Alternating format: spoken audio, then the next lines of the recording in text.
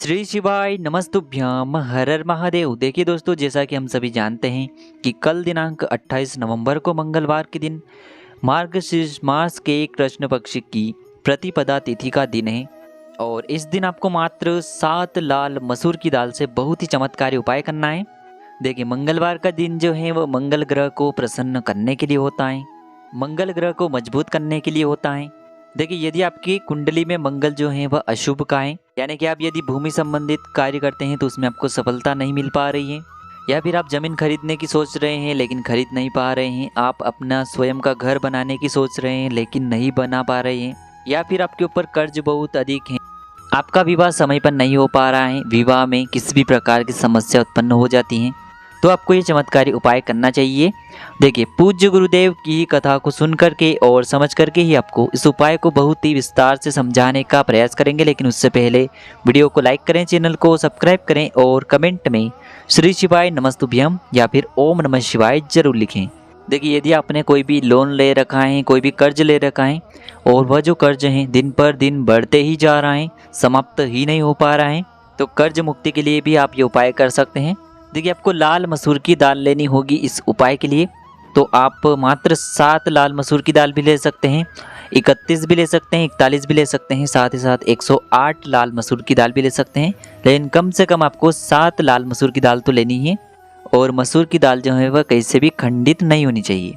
इसी के साथ में आपको मात्र 1 लोटा शुद्ध जल लेना है तांबे के पात्र के अंदर, और इस 1 लोटे जल के अंदर आपको मात्र 1 टुकड़ा गुड़ का भी मिला देना है, यानी कि गुड़ से युक्त आपको जल तैयार कर लेना है। अब ये दोनों सामग्रियाँ लेकर के आपको सीधे पहुंच जाना है भगवान शिव के मंदिर में। देखिए, यह जो उपाय है आप सुबह से लेकर के शाम तक किसी भी समय कर सकते हैं।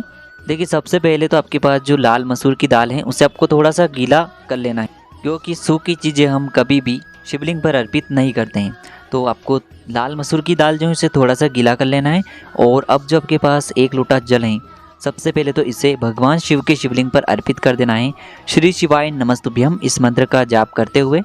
देखिए, अब जो आपके पास लाल मसूर की दाल है उसे आपको अपने सीधे हाथ में रखना है और आपको ओम ऋण मुक्तेश्वराय नमः इस मंत्र का जाप करना है। सामने आपको स्क्रीन पर दिखाया जा रहा है।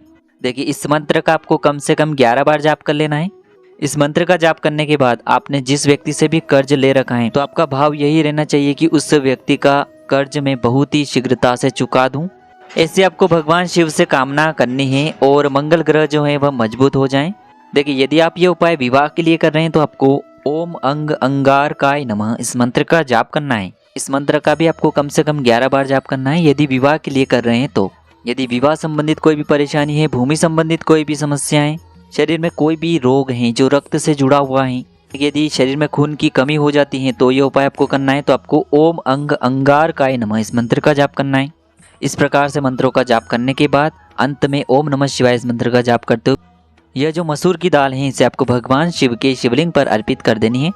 देखिए, मंगलवार का दिन है तो जो मंगल ग्रह हैं वह भगवान शिव की सेवा में होते हैं। तो इस प्रकार से यदि आप ये उपाय मंगलवार के दिन करते हैं तो इससे मंगल ग्रह बहुत अधिक प्रसन्न होते हैं और आपके जीवन की सारी समस्याएं, सारे संकटों को दूर करते हैं। तो इस प्रकार से आपको चमत्कारी उपाय करना है। यदि उपाय से जुड़ा किसी भी प्रकार का सवाल है तो कमेंट में पूछ लें।